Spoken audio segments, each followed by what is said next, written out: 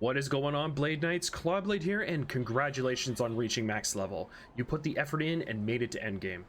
But I bet you're asking, what am I supposed to do now? Many players get confused or overwhelmed about what to do next after reaching max level. And it's no wonder, with the amount of content that has come out since the game release, the endgame content far outweighs the main adventure. Yes, it is a lot of content to go through, but fear not. In today's video, I'll be going through some sections of endgame content that can help you catch up and hopefully relieve a lot of confusion on where to start. I'll also be adding my strategy for getting your item level up faster so you can reach the latest content a little earlier. Keep in mind these are only my strategies, so if you find a quicker way, by all means, use that method. You can also share any methods in the comments section below. Also, this isn't a reason to skip content, just a way to prioritize some of it first to help you obtain higher stats, loot, and item level faster. I would highly suggest running all the content the game has to offer, especially in between modules. I'll also be comparing some of the content with changes coming in Module 21.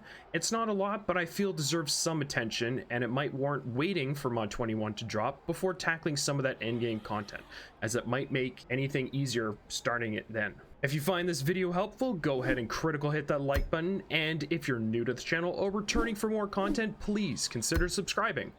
Make sure you also ring that bell icon to get notified on new videos as they get posted. So as of now, reaching max level in endgame requires your character to get to level 80. Yes, it is a journey right now to get there, but as I talked about it in my Mod 21 overview video, which if you haven't seen it yet, I highly suggest watching that one as well. I'll leave an annotation here in the video as well as in the description. Mod 21 will be changing the max level to 20, which means a lot less of a grind so you can start the juicy content you've been chasing after. Let's start with campaigns. Campaigns are post-game adventures and zones that you can run through and complete in any order you like. Completing campaigns all the way through is sometimes beneficial, as it can unlock new content and bonuses like dungeons, trials, and boon points. I'll cover those at a later point in the video. As of now, once you reach level 80, you'll have access to almost all the post-game campaigns except for a few new ones like Sharandar, which you will need an item level of 40k. Once Mod 21 releases, there will be some changes to campaigns and post-game adventures, such as Tyranny of Dragons and Acquisition Incorporated. These are being altered slightly, making them noticeably shorter to complete, so it might be beneficial to wait and start those once Mod 21 releases. That way you can focus on other campaigns in the meantime.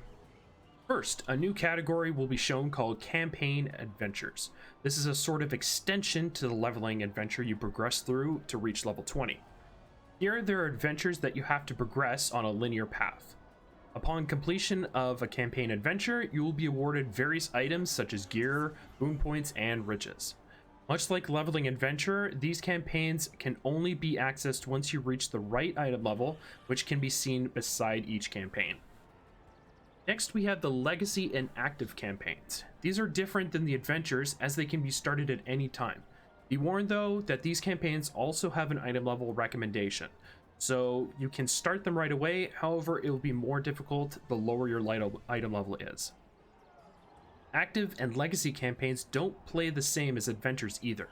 Instead of a linear quest path to follow, players must complete daily and weekly quests in order to receive campaign currencies.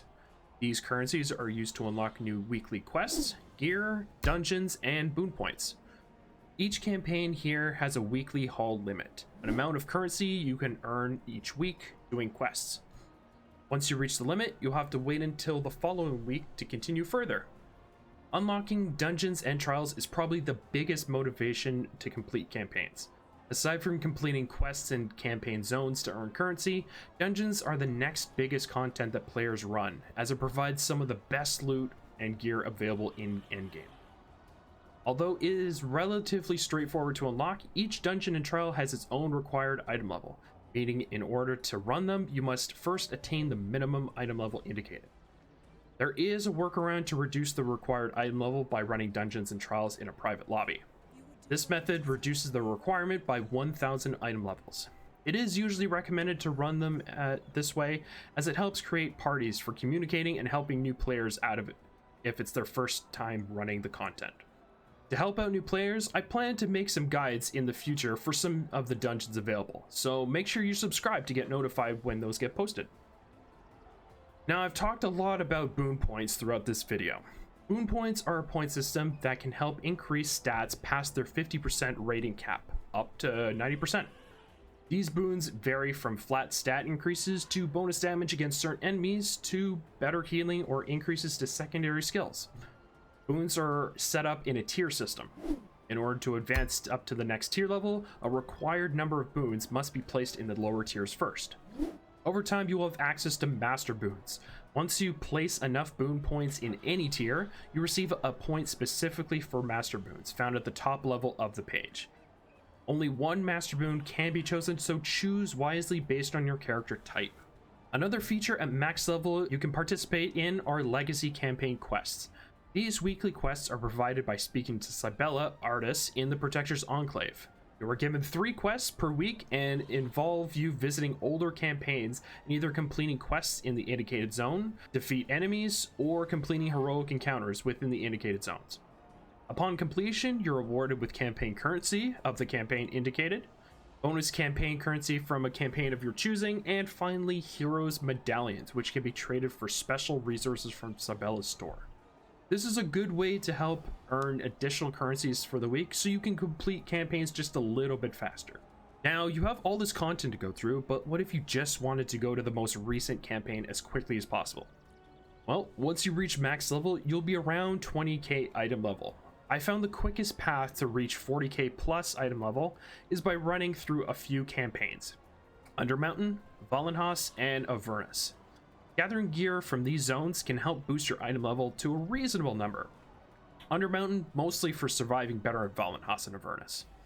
It won't be easy though, running through these zones at such a low item level, so make sure you pace yourself and keep combat to a minimum. Gear can also be obtained from seal vendors. Seals can be obtained in various ways, through epic dungeons, trials, heroic encounters in new zones, and also through the random dungeon queues. Hopefully, I covered enough for new players to get a good handle on endgame content. Keep in mind that with new content always coming out, new methods for getting to that needed item level faster may become available. If you have any other useful tips for traversing through endgame content quickly, or if there's something I forgot to mention, please feel free to share them in the comment section below or on my Discord server, the link of which you can find below in the description. Be sure to leave a like if you enjoyed this video or if you found it helpful, and if you want to catch more videos like this in the future, please go ahead and hit the subscribe button along with the bell icon. You can also follow me on Twitch, where I live stream a variety of content, including Neverwinter, every Friday, Saturday, and Sunday. Your support there is much appreciated. But thank you so much for watching, guys and gals, and as always, I will see you all in the next video. Bobblade signing off.